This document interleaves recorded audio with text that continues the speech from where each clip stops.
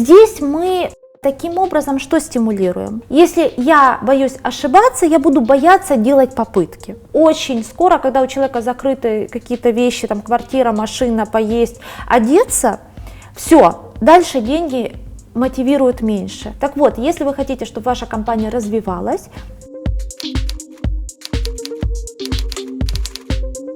Кристина, скажите, пожалуйста, сейчас такая тенденция, люди работают либо за какую-то дополнительную мотивацию, но остаются люди, которые работают за оклад. Как их мотивировать?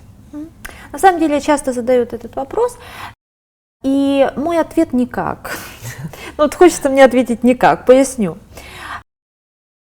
Нет смысла, вот вопрос задают либо собственники бизнеса, либо руководители там, отделов, подразделений, генеральные директора и так далее. И на самом деле сейчас важно думать о других системах мотивации, потому что работа за оклад, она уходит в прошлое. Многие футурологи, аналитики говорят о том, что в принципе в очень уже близком будущем компания это будет сообщество фрилансеров-экспертов, то есть никаких окладов, просто другая психология. Почему психологу задают эти вопросы, да, и почему я это комментирую? Потому что на самом деле то, как организована в компании система начисления заработной платы, отображает мышление компании. Есть такое понятие, как корпоративный мозг или корпоративное мышление, групповое мышление. То есть это то, как думает компания.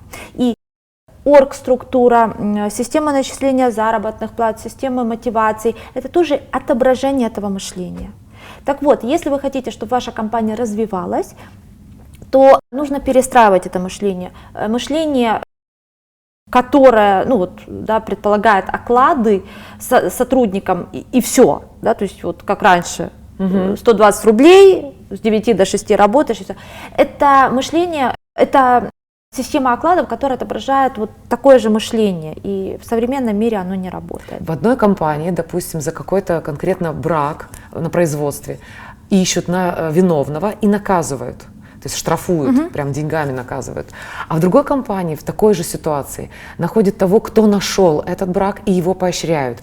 И по моему мнению, да, результаты будут очень разные. Это вопрос уже корпоративной культуры. И вот если отвечать на вопрос, как мотивировать людей, мотивация происходит через определенные ценности, которые вшиваются в корпоративную культуру. Если я как руководитель ввожу такое правило, что нашли брак, да, и находят виноватого, которого штрафуют. Да. То есть, смотрите, это культура, которая воспитывает что? Страх ошибки. Да? Если я боюсь ошибаться, я буду бояться делать попытки. Если, например, в компании поощряется тот, кто нашел брак, его поощряют. Да. Здесь мы таким образом что стимулируем? Мы стимулируем желание человека быть внимательным, обнаружить какую-то ошибку, то есть сделать партию продукции более качественной. Да? То есть здесь поощряется развитие. Да. Вот. В первом случае основным чувством в организации является страх, во втором случае основным чувством, которое двигает, является желание улучшить, желание исправить, желание, то есть включенность человека. Чувство такое, что я, несмотря на то, что я делаю в компании, я чувствую свою ответственность за конечный результат. Да, то есть я могу влиять. Очень важно для людей психологически ощущать, что я влияю. Это ключевое. Если мы говорим о мотивации, создайте такие правила в компании, такую культуру, где каждый сотрудник на своем месте будет ощущать, что он может влиять. И значимый.